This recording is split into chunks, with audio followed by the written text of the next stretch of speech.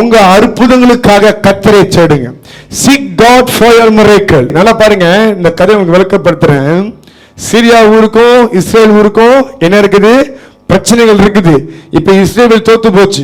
Israel தோத்து போனதுக்கு பாத்தீங்கன்னா இந்த சிரியாவோட ஆட்கள் என்ன பண்ணிட்டாங்க, அங்க இருக்கிற சில பெண்களையும் சில ஆட்களையும் தூக்கிட்டு வந்தாங்க. என்ன பண்ணிட்டாங்க? ஏன் தூக்கிட்டு வந்தாங்கன்னா இவங்களுக்கு அடிமைகளாக ஆகும்படி, to be a slave for them.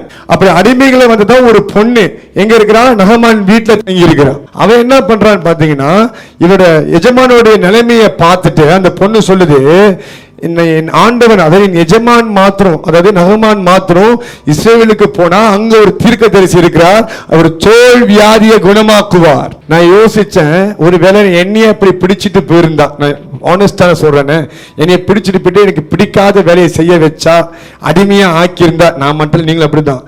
நீங்க நல்லது யோசிக்க மாட்டீங்க. படி அனுபவி, நல்லா சொரிஞ்சு சாவு அப்படிதானே சொல்லியிருப்பீங்க. நீ தூக்கிட்டு வந்துட்டால அனுபவி, நல்லா வேதனைப்படு அப்படிதான் நினைச்சிருப்பீங்க.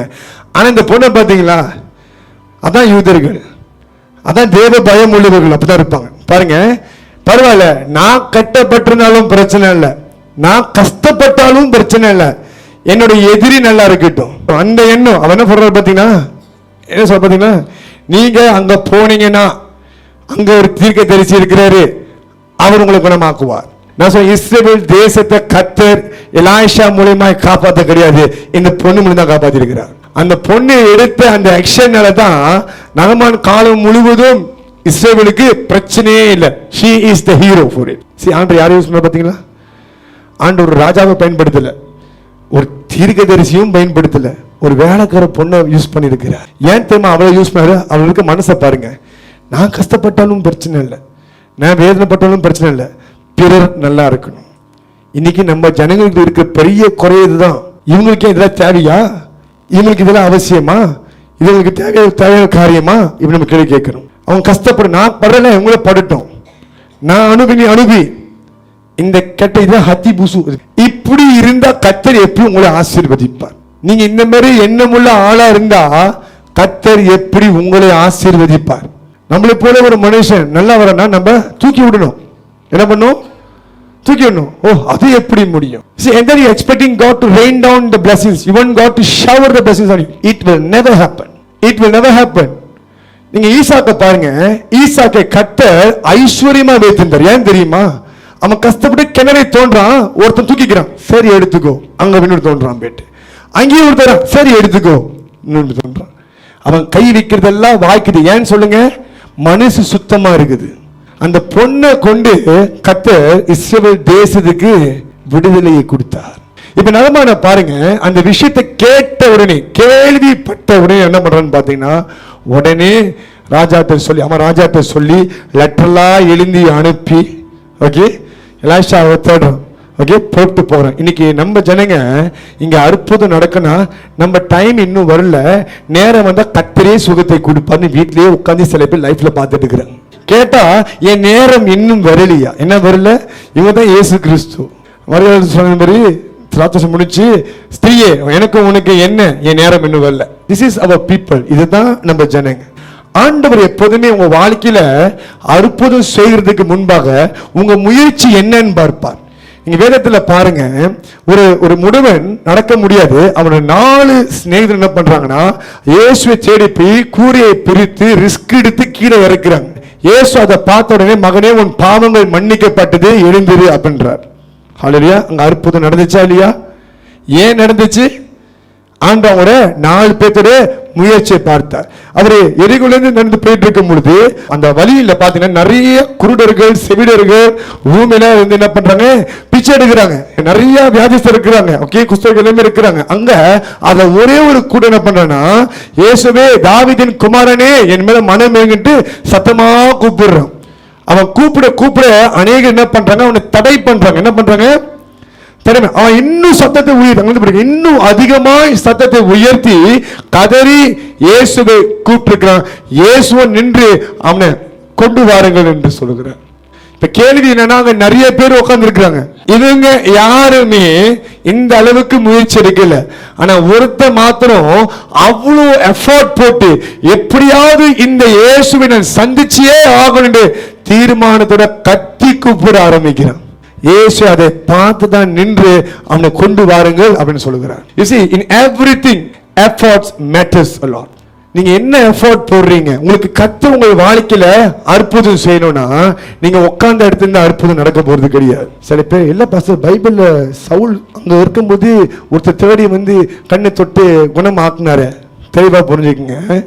சவுல் முழங்கால் போட்டு ஜெபம் பண்ணி கொண்டு இருக்கிறான். 3 நாளோ பச்சை தண்ணி கூட வாயில விக்கல. ஓகே, அவன் ஒரு குருடன். அவன் ஜெபிக்கிற வேலையில உபவாசம்ன்றது ஒரு கிரியைகள் தான். ஓகே, ஜெபிக்கிறதுல கர்த்தர் தீர்க்கதரிசி அனுப்பி குணமாக்குகிறார். இந்த நகமா நீங்க பாத்தீங்கன்னா, ஓகே, எக்ஸ்கியூஸ் கொடுக்கல. அங்க போன தீர்வு கிடைக்குமா? சரி போலான்னு சொல்லி உடனே புறப்பட்டு சீரியாலேருந்து எங்க போறோம்? இஸ்ரேல் போறோம். எவ்வளவு தூரம் தெரியுமா உங்களுக்கு? 1150 கிலோமீட்டர். இப்ப எவ்வளவு காடி இருக்குது? 120 போகலாம், 150 கூட போகலாம், 180 கூட போகலாம். அப்போ ஒட்டகம் தான் இருந்துச்சு. ஒட்டகம் ஸ்பீடு உங்களுக்கு சொல்லவே தேவையில்லை, உங்களுக்கு தெரியும். அவன் இங்க ஒரு தீர்க்கதரிசி. இந்த தீர்க்கதரிசி யாரை குறிக்குது? இயேசுவை குறிக்குது.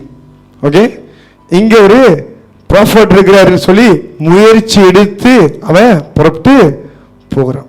போன இடத்துல வெறுமையா திரும்பல, குறைகள் நிறைவாக மாறுது. See, what is your fault? சிலருங்க ஏன் வந்திருக்கீங்கன்னா, சரி இதை பற்றி கேள்விப்பட்டோம், வந்து நம்ம லக்கு ட்ரை பண்ணி பார்ப்போம். நாங்கள் லக்கி ட்ரோஸே கிடையாது. என் ஆசையை நான் ட்ரை பண்ணி பார்க்குறேன். சில பேர் நான் ஒரு டிக்டாக்ல பார்த்துருக்கிறேன், நிறைய பேசுவேன், நிறைய மோட்டிவேஷனல் டாக்லாம் கொடுக்குறாரு, சரி வந்து பார்க்குறேன். நீங்கள் தேட வேண்டியது இயேசுவை மாத்திரம்தான். இந்த பாசத்தினால ஒன்றும் பண்ண முடியும், இயேசுனால தான் அற்புதம் செய்ய முடியும். பாருங்க, சில நேரத்தில் நீங்கள் காலையிலே எழுந்து என்ன பண்ணணும்? உங்கள் நேரத்தை அதிகாலையுமே ஸ்பெண்ட் பண்ண. பீகாரில் நம்ம அகஸ்தின் ஜெபக்குமார், உங்களுக்கு தெரியுதா யாருன்ட்டு? பயங்கரமான missionary. Okay, one of the top minister in this world. அவரே ஆரம்ப நாட்களில் ஊழியம் செய்யும் பொழுது எவ்வளோ எதிர்ப்பு, எவ்வளோ பிரச்சனை. ஆனால் இன்னைக்கு அங்கே பீகார் ஊர், இந்தியாவில் பீகார்ன்ற ஊரில் அரசாங்கமே அவரை பார்த்து பயப்படுது. அப்போ 2023 ஃப்ரெண்ட் ஜோசப் வந்திருந்தார். ஃப்ரெண்ட் ஜோசப் வந்து ஒன் ஆஃப் த டிசைபிள். அவரை க்ளோஸாக ஃபாலோ பண்ணுற ஒரு மனுஷன். எனக்கு ஒரு பழக்கம் இருக்குது, எந்த ஊழியக்காரன் வந்தாலும் அவங்களோட ப்ரேயர் லைஃப் எப்படின்னு தேடணும், எப்படி அவங்க ஜெபிச்சிருப்பாங்க, என்ன செய்வாங்கன்னு சொல்லி நான் கேட்குற பழக்கம் ஒன்று எனக்கு இருக்குது. அப்போ நான் அவர்கிட்ட கேட்டேன், பிரதர் இவர் எப்படி ஜெபிக்கிறாரு, இவர் ஜெப வாழ்க்கை எப்படி? நான் நினச்சேன், ஓ அவர் வந்து லைக் நைட்டு தான் ப்ரே பண்ணுவாரோ ஆஃப்டர்நூன். அப்படின்னாரு அவர் ஒரு ஹோல் டே ப்ரே பண்ணுற அளவுக்கு அவருக்கு டைம் இல்லை, அவர் சரியான பிஸி. ஆனால் காலைல எழுந்தோடனே 2 மணி நேரம் ஜெபத்தில் உட்காந்துருவார். முதல் வேலை என்னன்னா ஜெபிக்கிறது தானே. அந்த 2 மணி நேரம் ஜெபிச்சதுக்கு அப்புறம் தான் மற்ற எல்லாத்தையுமே இப்போ பார்ப்பாரு. ஒண்டர்ஃபுல்ல டிசிப்ளின். அம்மாவளியா, நான் மனுஷனுடைய முகத்தை பார்க்கறதுக்கு முன்பாக, மனுஷனை சந்திக்கிறதுக்கு முன்பாக நான் முதலாவது கர்த்தரை சந்திக்கணும். ஸோ நீங்க என்ன பண்றீங்க? காலையில 8 மணிக்கு வேலைக்கு நீங்க எழுந்திருக்கிறது 8 மணி தான். அது message, I am on the way, heavy jam இருக்கோ காயா இருக்குதோ நீங்க ஜாம் போட்டுருவீங்க. உண்மையா நீங்க கர்த்தரை தேடணும்னு நினைச்சீங்கன்னா வேலை செஞ்சுக்கிட்டு நீங்க அதிகாலையுமே எழுந்து ஒரு 2 ஹவர் 1 ஹவர் எக்ஸ்ட்ரா ஏர்லியா நீங்க எழுந்து கர்த்தர் முகத்தை தேடிட்டு அப்புறம் வேலைக்கு போய் பாருங்க. நீங்க வந்து என்கிட்ட சொல்ல மாட்டீங்க, வேலையில் ஒரே பிரச்சனை பாஸ்டர், வேலை அதை சொல்லவே எனக்கு தெரியுமா? Because you seeking god early. அவர் முகத்தை நீங்க காலையிலே தேடும் பொழுது அந்த நாள் முழுதும் கர்த்தர் தயவினால் நடத்துவார், உங்களுக்கு முன்பாக நிற்பார். Because you put him first, he will stand before you all the time. You talk to your boss, உங்க பாஸ்ட்ட நீங்க பேசும் பொழுது, இல்ல உங்க கிளையன்ட்ஸ் நீங்க பேசும் பொழுது அவர் உங்க முன்னின்று பேசுவார். உங்க முகத்தை பார்த்தா ஏற்றுக்கொள்வது மாதிரி நம்புற மாதிரி இருக்காது. ஆனா நீங்க ஜெபிச்சுட்டு போனா நம்பிதான் ஆகணும். நீங்க சொல்ல தெரியுமா, அதாவது என் முகம் ராசி அப்படின்னு சொல்ல, ராசியில ஒன்றும் கிடையாது, கர்த்தரோட தயவு. சொல்லுங்க, கர்த்தரோட தயவு உங்க முகத்துல இருக்கும். அதை விட்டு போட்டு நீங்க நான் உபவாசம் எடுத்தேன் ஜெபம் பண்ண அப்படிலாம் கிடையாது. ஆண்டுக்கு இடத்த கொடுங்க, உங்கள் முதல்ல எடுத்து நிப்பாட்டுவார். உங்கள்கிட்ட அப்படி எரிச்சலா உங்களை பிளான் பண்ணிட்டே வருவாங்க, இந்த ஆளை பிடிச்சு துப்ப போறேன், இந்த மனுஷி பிடிச்சு ஏச போறேன்ட்டு உங்க மூஞ்ச பார்த்தோன்னே அப்படி சாஃப்ட் ஆயிருவாங்க.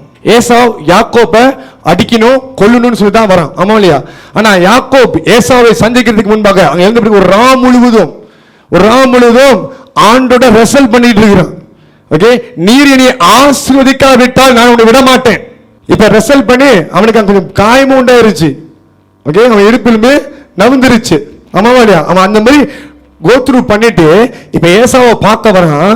கோபமா வந்த ஏசாவ் அப்படியே சாந்தமா மாறிட்டான். ஏன் தெரியுமா? இவன் முதல்ல சந்திச்சது ஏசாவை இல்ல, ஆண்டவர்.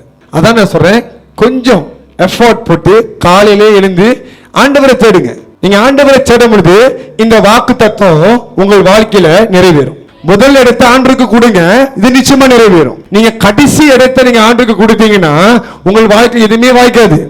பாருங்க, இந்த நகமானுக்கு எஃபோர்ட்ஸ் மாத்திரம் இல்ல, அவனுக்கு விசுவாசமும் இருக்குது. ஆக அற்புதம் நடக்கும். நான் சொல்றேன், விசுவாசத்தோடு நீங்க எஃபோர்ட் செஞ்சீங்கன்னா கர்த்தர் அற்புதம் செய்வார்.